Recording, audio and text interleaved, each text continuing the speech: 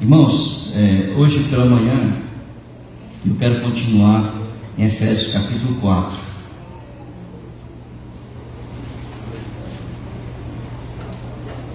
Vou pedir que eu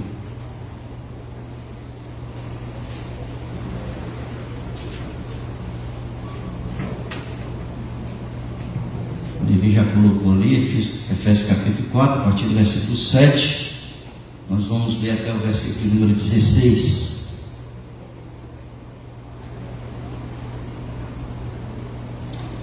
E diz assim a palavra do Senhor: E a graça foi concedida a cada um de nós, segundo a proporção do dom de Cristo. Por isso diz: Quando ele subiu às alturas, levou cativo o cativeiro e concedeu dons aos homens. Ora, que quer dizer subiu, senão que também havia descido até as regiões inferiores da terra? Aquele que desceu é também o mesmo que subiu acima de todos os céus, para encher todas as coisas. E ele mesmo concedeu uns para apóstolos, outros para profetas, outros para evangelistas e outros para pastores e mestres, com vistas ao aperfeiçoamento dos santos, para o desempenho do seu serviço, para a edificação do corpo de Cristo, até que todos cheguemos à unidade da fé e do pleno conhecimento do Filho de Deus, a perfeita varonilidade, à medida da estatura da plenitude de Cristo, para que não mais sejamos como meninos, agitados de um lado para outro, levados ao redor por todo vento de doutrina, pela artimanha dos homens, pela astúcia com que induzem ao erro. Mas, seguindo a verdade em amor, cresçamos em tudo naquele que é a cabeça, Cristo, de quem todo o corpo, bem ajustado, consolidado pelo auxílio de toda junta, segundo a justa cooperação de toda parte, efetua o seu próprio aumento para a edificação de si mesmo em amor. Amém, queridos? Muito bem, nós temos que continuar seguindo o pensamento de Paulo. Paulo está tratando aqui da unidade da igreja nesse início do capítulo 4. Eu falei para vocês, quando eu iniciei o capítulo 4, aqui é quando Paulo começa a exortar a igreja para uma vida prática de toda a doutrina que ele escreveu até o capítulo de número 3. E a preocupação inicial de Paulo é com a unidade da igreja. Nós vimos que a unidade da igreja está muito ligada à forma como nós nos relacionamos com cada membro do corpo de Cristo. E ele vai falar que a gente deve estar se suportando. Ele falou que a gente precisa ter humildade, mansidão, longanimidade, suportando uns aos outros. Então, todos esses aspectos, ele foi exortando a igreja para que a gente buscasse o exercício de uma relação onde trouxéssemos a unidade da igreja. E ele continua, porque ele enxerga na igreja, um dos grandes problemas da igreja é a falta de maturidade dos membros da igreja. É claro que se a gente olhar para o corpo de Cristo, a gente vai perceber que o corpo de Cristo é formado de pessoas de vários níveis de espiritualidade. Existem pessoas que estão entrando agora na igreja, tem pessoas que já têm muito tempo na igreja, embora o tempo de igreja não seja um critério para se identificar o nível de maturidade espiritual, porque não é pelo tempo de igreja, mas como você permite que o Espírito Santo de Deus possa estar trabalhando na sua vida, para que haja esse crescimento, através da leitura, do entendimento e do discernimento da palavra de Deus. Mas a gente percebe, olhando para a igreja, para o corpo, a gente percebe que existem vários níveis de maturidade na igreja. Paulo então identifica isso. Ele identifica que é necessário que essa falta de maturidade espiritual do corpo de Cristo traz muitas desavenças, muitas dissensões, muitos conflitos dentro da igreja. Por quê? Porque ele vai dizer, irmãos, que nós somos como meninos. Veja aí no versículo número 14, tá? O apóstolo Paulo está falando aí, e ele nos classifica como meninos.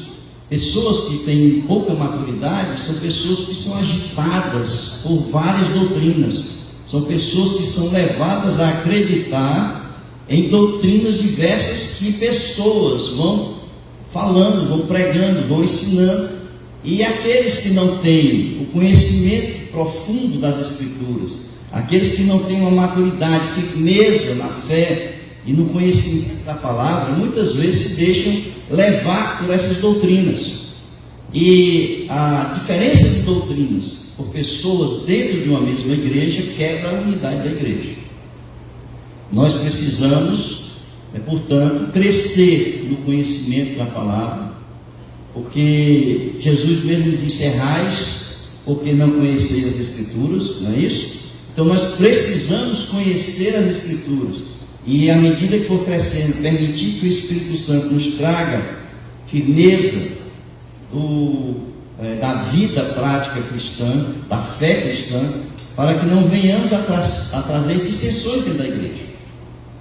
E esse é um dos grandes problemas que nós vivenciamos. Por quê? Porque a gente vive num mundo hoje globalizado, né? Há pouco estava conversando com o Giovanni sobre isso, porque nós temos acesso à internet, ao YouTube, né? Nós temos vários pregadores ali, pastores, pregadores, e nós temos uma péssima mania de estarmos ali ouvindo mensagem de tudo que é pastor. A gente não sabe qual é a denominação, a gente não sabe qual é a origem, a gente não conhece bem a doutrina, né? E a gente muitas vezes está ali, o tema é interessante, aí vai lá, clica lá na mensagem do YouTube e vai ouvir aquela mensagem, e a gente vai ali bebendo, só vendo aquilo que a pessoa está ensinando, quer queira, quer não. Todas as vezes que a gente entra em contato com algo, a gente absorve alguma coisa. É um princípio da socialização, né? Quando a gente entra em contato com alguém, a gente transmite alguma coisa para alguém, e esse alguém transmite alguma coisa para a gente. Então esse contato com qualquer coisa, com qualquer pessoa, com qualquer nível de conhecimento, de transmissão de conhecimento, quer queira, quer não, irmãos, algo ali é absorvido. Então nós vivemos hoje em um mundo globalizado, onde é muito fácil, né, você estar ouvindo pessoas das diversas doutrinas que as igrejas hoje divulgam, pregam, ensinam por aí, né? Nós ouvimos pessoas de teologia reformada, porque está muito em voga a teologia reformada, devido à exposição maior dos autores, né, da teologia reformada, como Augusto Nicodemos, como Hernando Dias Lopes, né, como Ferreira, alguma coisa assim, que eu não me lembro o nome dele agora, né, mas pessoas que são famosas porque escrevem, né, e porque a igreja em si ela divulga mais, né, o estrelismo desses pregadores. Não estou dizendo que eles não têm conhecimento teológico, estou dizendo que eles têm a teologia deles é a teologia reformada, da qual em muitos aspectos elas se conflitam com a forma, com a visão, com a doutrina da Convenção Batista Brasileira. Outros de igrejas pentecostais, né? Outros de igrejas neopentecostais, não é isso? E a pessoa vai ouvindo e vai vendo, e vai achando bonito, e vai achando legal, e vai incorporando na sua vida, no seu conhecimento da teologia, e se conflita. Aí chega aqui na igreja, como já aconteceu uma vez, que a igreja já se dividiu uma vez, porque alguém entendeu que o certo, né, é a eleição, né, que é a teologia reformada, e dividiu a igreja no meio e levou parte da igreja lá para a casa dele, e criou lá uma igreja na casa dele, porque a teologia que ele entendia era diferente da nossa, e nós não admitimos, né, que ele pregasse, vamos dizer assim, aquilo que ele começou a divulgar dentro da igreja.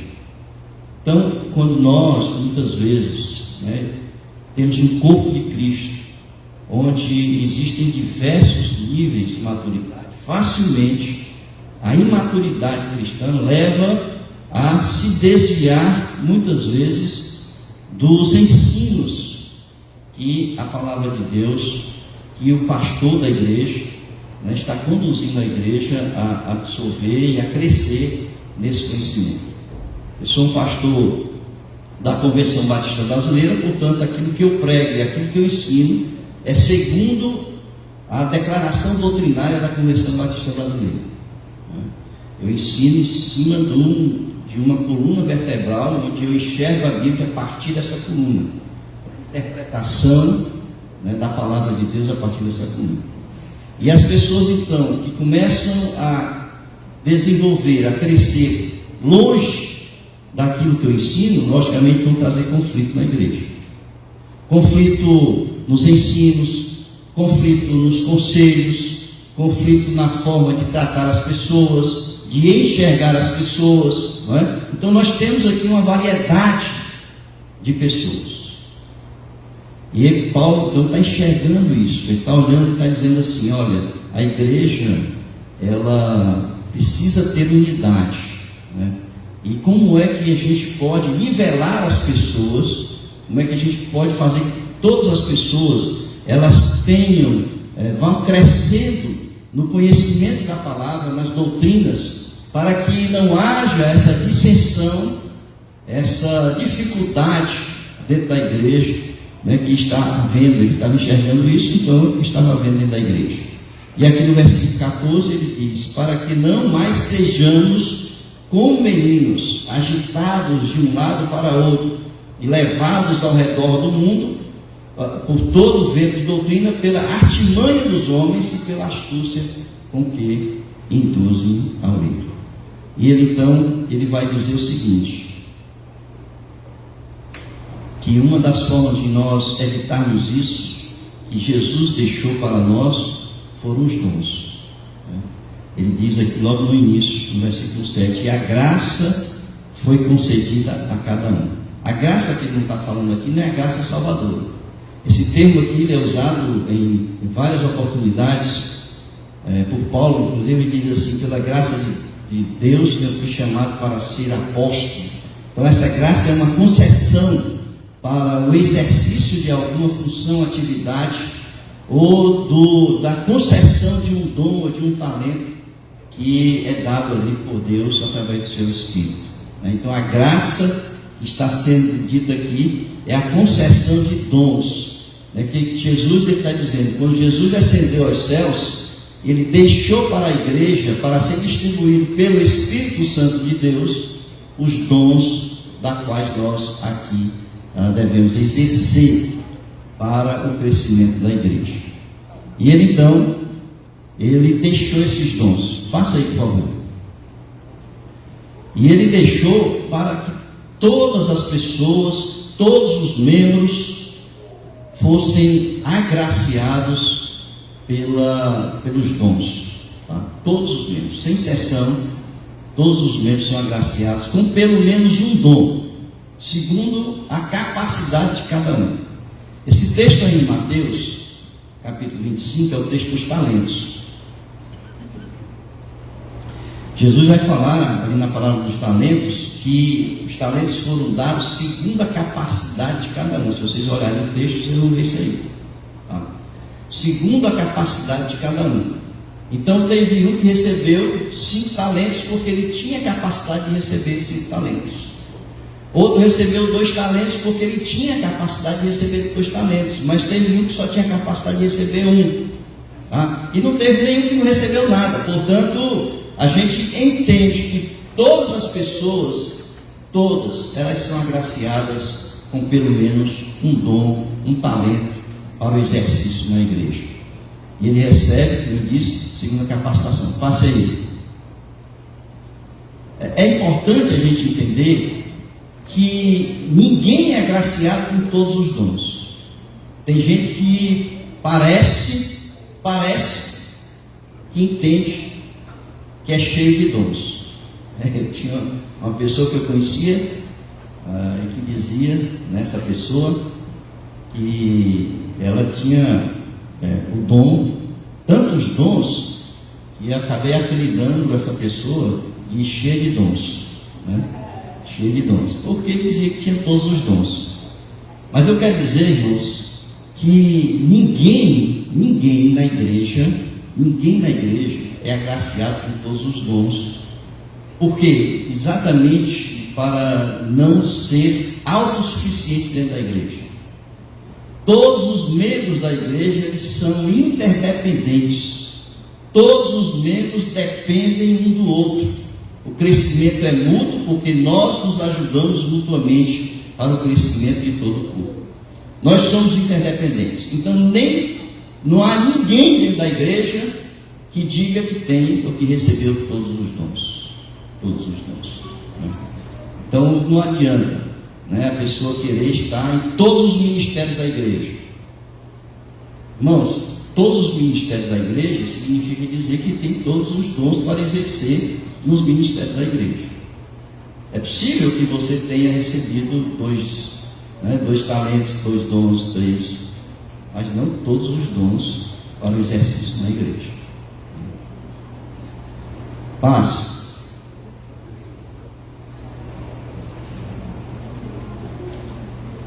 Então veja, ninguém é capaz, eu falo no slide anterior, é capaz de suprir as suas próprias necessidades. Portanto, nós somos interdependentes. Não há ninguém autossuficiente dentro da igreja. Ninguém. Nós dependemos uns dos outros. A segunda coisa que a gente observa nesse texto são os objetivos dos dons. Para que são dados esses dons? Então, o próprio apóstolo Paulo fala aqui nesse texto de alguns objetivos, no versículo número 13, se vocês acompanharem. Primeiro é a unidade da fé. Nós cremos no mesmo Senhor, nas mesmas doutrinas, no mesmo conhecimento que ali é ensinado dentro da igreja. Tá certo? Aí está escrito: pessoas com diferentes origens e erros chegam a uma única compreensão da esperança e a dependência crescente do único Senhor. Significa uma única fé, um conhecimento de uma só doutrina, ou de vamos dizer assim, corpo de doutrinas que forma ali a sua igreja. Então os dons é para isso. Todas as pessoas que vão exercer vão trabalhar para que haja unidade ali da igreja. Nesse sentido. O segundo aspecto, pode passar, que Paulo coloca aí, é o pleno conhecimento do Filho de Deus. Irmãos, a gente não conhece o Filho de Deus, a gente não conhece Jesus simplesmente porque leu os Evangelhos, porque tem um conhecimento teórico da palavra de Deus. A gente precisa ter comunhão e intimidade com Jesus para poder conhecê-lo. Se nós não tivermos isso, o conhecimento da palavra, ele não significa nada. Ele não acrescenta praticamente nada se você não tiver intimidade e comunhão com Jesus. O pleno conhecimento de Deus é desenvolver uma profunda comunhão, e não apenas conhecer as doutrinas. E isso, os dons permitem que haja essa comunhão por causa cada um na sua função, a sua interdependência e cada um na sua função exercendo o seu papel. Então leva todos, porque o corpo é formado de uma cabeça que é Cristo. E quando todos estão ajustados, seguindo uma só cabeça que é Cristo, portanto, esta comunhão, esse conhecimento aí das doutrinas. Pode passar. E aí a gente vai ver que a terceira coisa que Paulo coloca aqui é a medida da estatura da plenitude de Cristo. É claro que a gente nunca vai chegar a ser pleno como Cristo, maduro, totalmente maduro na plenitude de Cristo. A gente vai chegar a isso, mas na glória, quando a gente chegar lá, a gente vai ter essa plenitude, tá certo, de Cristo, porque Ele é o nosso alvo, tá? Mas a igreja, ela vai crescendo a tal ponto que ela vai chegar a esse crescimento. É interessante, irmãos, quando a gente observa, Porque tem igrejas, né, que gostam de dizer que tem todos os dons na igreja. Pessoas, né? Tem todos os dons na igreja. Eu quero dizer uma coisa para vocês: é inversamente proporcional. Quanto maior problemática a igreja, quanto mais imatura é a igreja, maior é o número de dons. Porque mais precisa para a unidade da igreja, para o crescimento da igreja. A gente vai ver isso lá em 1 Coríntios capítulo 7. Quer ver, Abraão? Aliás, 1 Coríntios capítulo 1, versículo 7. Qual foi?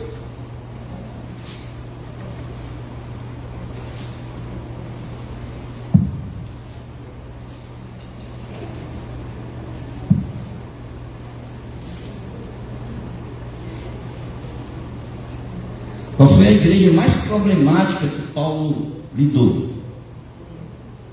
Corinto, não foi? E aqui ele diz o seguinte: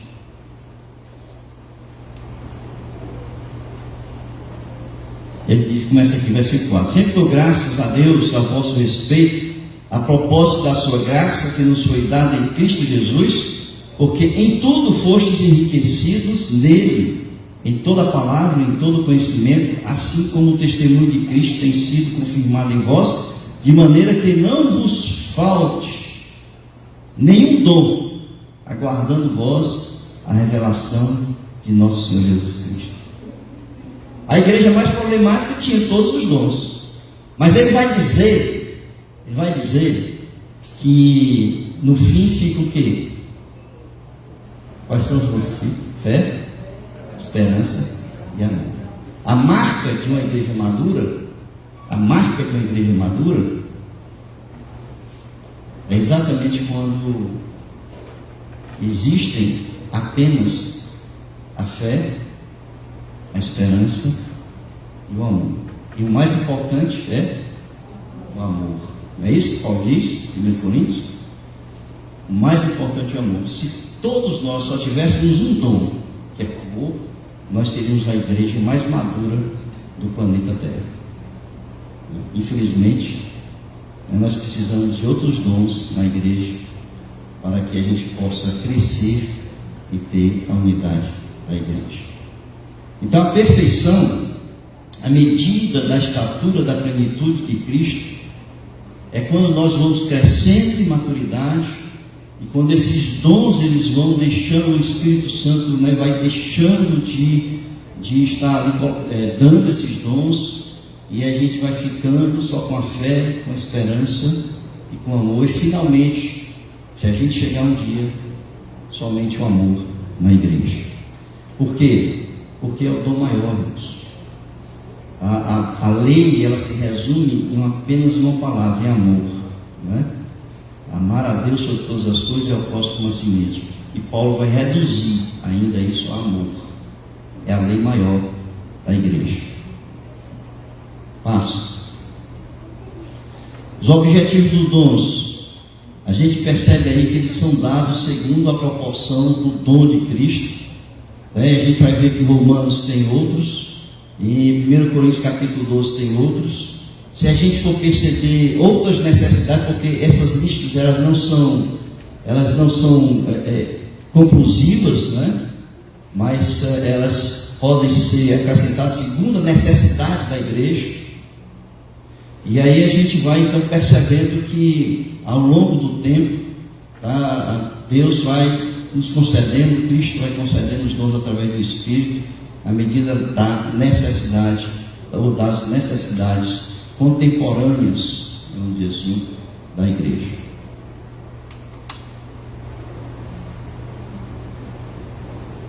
Outra coisa que a gente precisa saber, pode passar, é que os dons, algumas pessoas estão usando isso, não são para o enriquecimento pessoal, mas para o enriquecimento da igreja.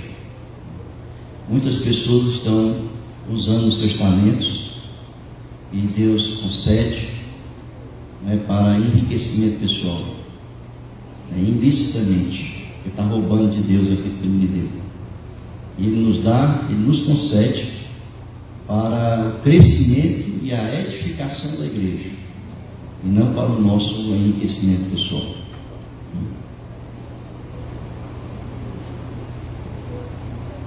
Bom, e aí ele passa a descrever os dons naquela época, os dons que estavam sendo necessários. Quando ele escreve ali aos Efésios, pelo menos estavam sendo necessários. E ele coloca, pode passar.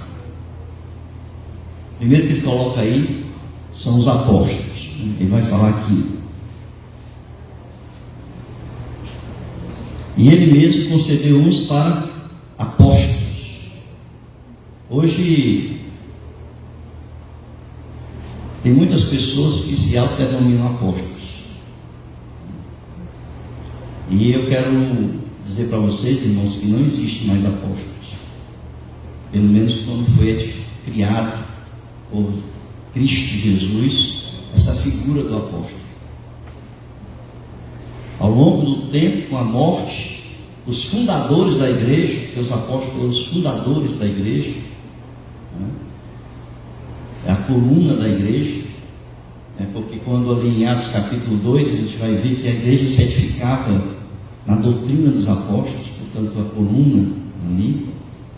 Ao longo do tempo foram morrendo, portanto acabou-se esse papel fundamental aí, das pessoas que se chamam apóstolos, tá? Então vejam aí, 1 Coríntios capítulo 9, versículo 1, um dos critérios é ter visto o Senhor Jesus ressurreto e ter sido enviado por ele. Dois aspectos importantes. O apóstolo, a palavra apóstolo é enviado, tá? Mas os apóstolos considerados aqui na Bíblia são aqueles que foram enviados por Jesus. Por isso é que o apóstolo Paulo diz que ele é um abortivo, porque Paulo ele foi chamado e foi enviado por Jesus. Depois da sua ressurreição, ele teve um encontro com Paulo, tá certo? Paulo ali foi comissionado e foi enviado por Jesus. Atos capítulo 9, vocês podem olhar isso depois, tá? Mas todos eles foram enviados. Os demais, eles não foram enviados. Tem mais algumas pessoas que são chamadas apóstolos na igreja, mas ali o sentido é enviados pela igreja, não é mais enviados por Jesus Cristo. Tem um outro critério, está em Atos capítulo 1, versículo 21 e 22, pode passar aí. O outro critério está em Atos capítulo 1, versículo 21 e 22, é quando eles vão escolher Matias, para substituir Judas, e ali ele diz que o critério é ter acompanhado Jesus desde o seu batismo. Então existem 3 critérios ali para as pessoas terem sido consideradas apóstolos de Jesus Cristo, certo? Não mais. As pessoas podem querer se autodenominar, se chamar de apóstolos. Tem muito aí apóstolo, não sei das quantas, tá certo? Mas não existe mais essa figura apóstolo. Morreu ao longo do tempo, ao longo da história, tá certo? Pode passar. Uma das provas que tinha naquela época da pessoa que era considerada apóstolo, primeiro a autoridade que Jesus deu para eles. Deu a autoridade de curar, de expulsar demônios, teve a autoridade de explicar a palavra. A gente vai ver muitas coisas em Paulo, nas cartas de Paulo, que a gente não encontra nos evangelhos, mas Paulo está ali explicitando, está tornando claro os ensinos de Jesus. Nos próprios evangelhos existem coisas que foram escritas ali pelos apóstolos. Portanto, Jesus ele deu a autoridade. Por isso é que quando ali em Atos capítulo 2 sobre a doutrina dos apóstolos, não é porque eles inventaram a doutrina, mas eles receberam de Jesus e eles tornaram claro ali, eles receberam essa autoridade, tá, de Jesus. E a outra é esse poder que a gente vê em 2 Coríntios capítulo 12, versículo 12, de curar, de expulsar demônios, de uma série de atividades que eram exercidas pelos apóstolos naquela época, em que Paulo ressuscitou, Paulo curou, os apóstolos também. Então tudo isso foi a autoridade que Jesus concedeu aos apóstolos, e que foram se extinguindo ao longo do tempo. Pode passar. O segundo dom que está aí é o de profeta.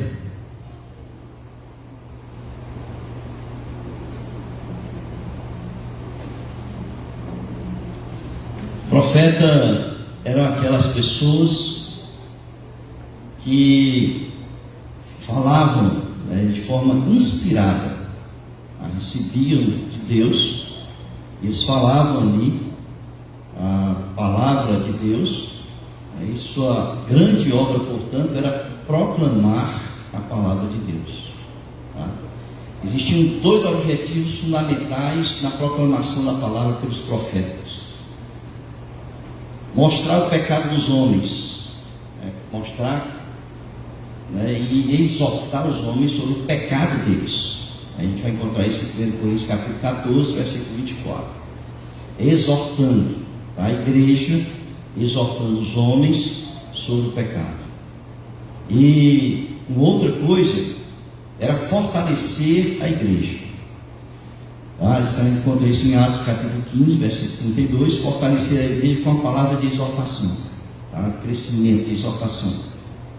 Agora, queridos, a gente vai entender que isso funcionou até antes do cânon das Escrituras, do Novo Testamento, tá? Porque até no Novo Testamento a gente ainda encontra ali algumas pessoas exercendo esse papel, como Apolo, por exemplo, né? E teve outros no Novo Testamento. Mas esse dom da profecia, ele se encerra quando se fechou o cânon das Escrituras, porque não precisa mais, né? Deus já fechou. Toda a sua revelação hoje se encontra na palavra de Deus. Toda a revelação se encontra na palavra de Deus. Portanto, nós entendemos historicamente que os dons de apóstolo e de profeta não existem mais para a igreja, estão encerrados ao longo da história. Nós entendemos assim, tá? Funcionou, está escrito aí, né? Enquanto o cânon das Escrituras do Novo Testamento ainda não existia. Portanto, tenham muito cuidado, né, quando as pessoas começam a revelar coisas para vocês, tá? Eu já fui, não digo vítima porque eu não acreditei, tá certo? Mas eu já fui alvo, né, de muitas pessoas que chegavam para mim e davam um recado de Deus ali. Eu disse: não, o recado de Deus para mim está na Bíblia, eu não preciso mais ouvir isso aí não. Outro dia mesmo eu estava no café da manhã, o pastor Samuelzinho, lá da Seven Church, né, me convidou para tomar um café com ele. Eu fui, eu Enigma, e lá tinha dois pastores pentecostais, certo? A Assembleia de Deus. E no final do café a gente foi orar, e eu orei no começo e no fim convidaram um desses pastores da Assembleia de Deus a orar. Aí ele, antes de orar, ele olhou para mim assim e disse assim: olha, o senhor está mandando falar sobre um livro com você. Aí eu disse: eu estou com um livro aí, está no prelo, né? O meu segundo livro está para sair, está no prelo aí.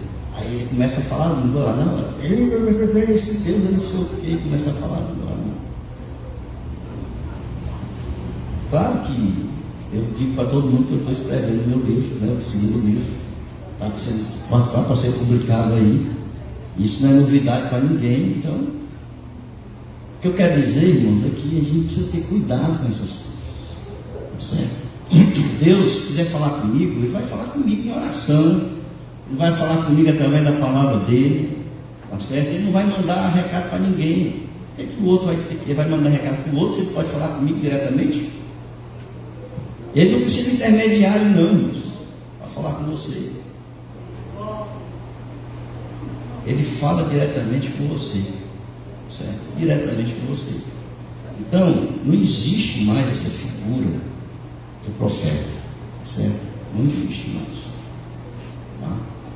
O outro, pode passar. Passa. Outra que é evangelista.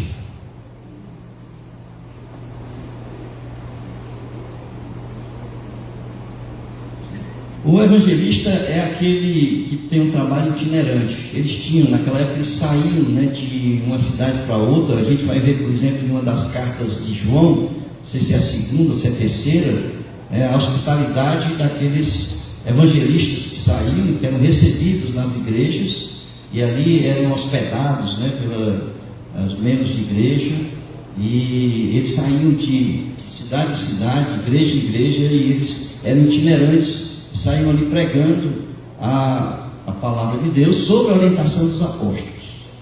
A gente tem, né, nós temos ainda hoje, né, os evangelistas, são aqueles que saem pregando a palavra, né, e ministrando, ensinando, pregando a palavra em vários cantos, sob a orientação da sua igreja, que a igreja envia missionários, envia evangelistas, né? Hoje, então, isso ainda é muito comum no tempo de hoje.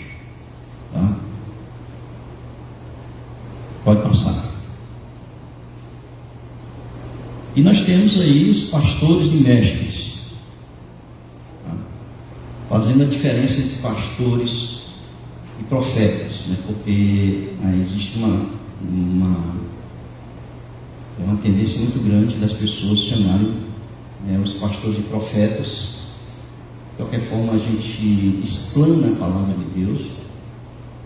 Eu não falo a palavra de Deus, eu explano, a palavra de Deus já está aqui. Eu pego, leio a palavra de Deus e explico, né, a palavra de Deus.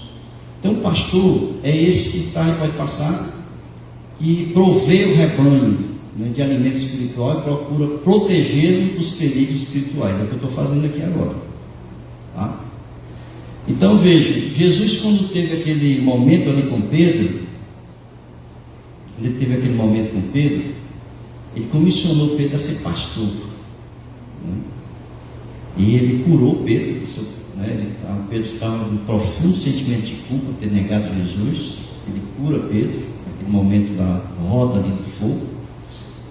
Ele cura e ele comissiona Pedro para ser pastor. E ele diz assim: pastoreia as minhas ovelhas e apacenta as minhas ovelhas. Esse é o papel do pastor, né?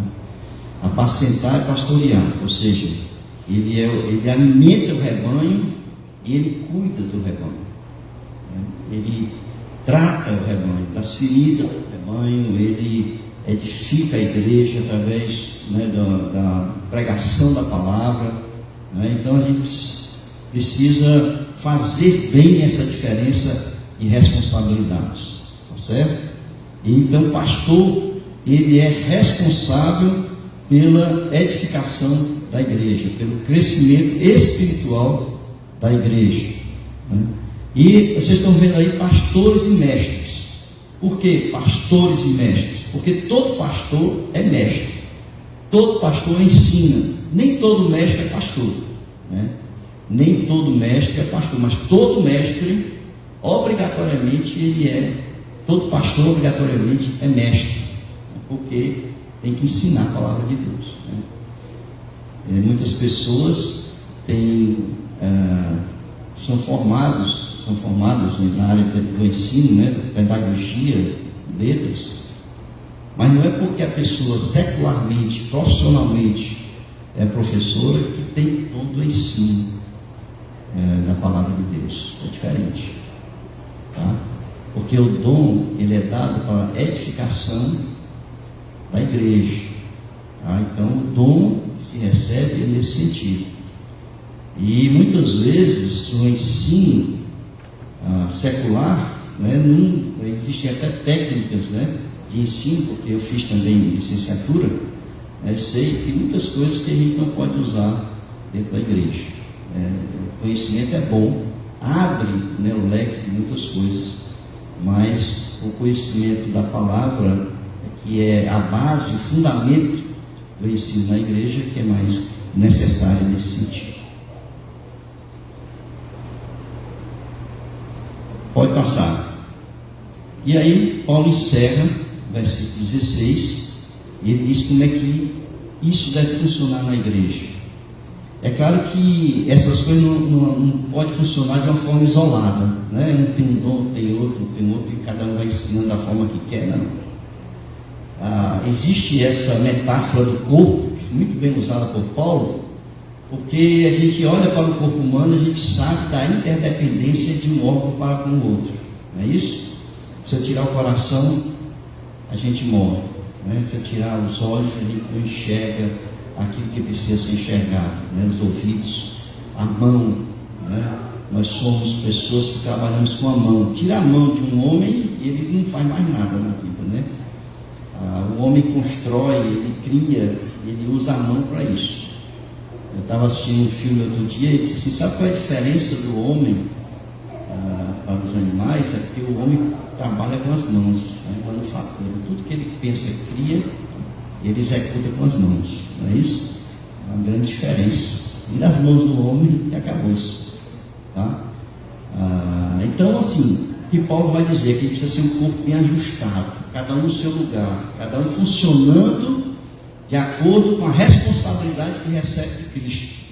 Então ele diz aqui, todo o corpo bem ajustado, consolidado, pelo auxílio de toda a junta, segundo a justa cooperação de cada parte, ou seja, todo mundo funcionando, todo mundo servindo, todo mundo fazendo o seu papel, né, para que todo o corpo cresça de uma forma unitária, né, solidária, e chegue aí ao seu fim, que é a edificação de si mesmo. Tá? Então o corpo ele trabalha para a edificação de si mesmo, tendo aí como cabeça desse corpo Cristo, né, e como um exercício maior para que a gente chegue a essa unidade do amor. Veja aí, para a edificação de si mesmo em amor, porque sem amor, irmãos, é difícil, né? Você pega uma pessoa que não tem nenhum conhecimento da palavra, às vezes muito verde, tem dificuldade de entendimento, né? Você precisa ter paciência, né? Você precisa ter amor por aquela pessoa, para que você possa levar essa pessoa aos poucos até conhecendo, crescendo. Né? Quando a pessoa não tem paciência com a criança, por exemplo, né? A pessoa não entende, a pessoa não consegue descer ao nível da criança.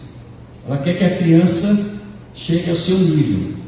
Aí, né, não consegue lidar com a criança. Aí começa a gritar, a bater, né, a se enfesar com a criança, não é isso? Mas aqui diz que a gente precisa de amor, né? Precisa ter cuidado, assim, suportar, ter paciência, ser humilde, descer ao nível de estar ali, né, daquelas crianças, porque as pessoas que estão começando, que estão crescendo, são como crianças. Paulo vai dizer, são meninos na fé. Então, quero concluir e dizer para vocês que vocês procurem identificar qual é o dom de vocês. Porque se você não está funcionando com o dom que Deus lhe deu, você está prejudicando o funcionamento do corpo de Cristo. Você tem uma função, você tem um papel na unidade da igreja, no conhecimento e no crescimento da igreja. E se você não está exercendo esse papel, a responsabilidade que Deus lhe deu, você está aí indo contra, né, aquilo para o qual Deus lhe chamou e constituiu a igreja que é o corpo de Cristo. O que eu espero da igreja é que se apresentem, né, ao serviço, porque você foi chamado para servir. Amém, queridos?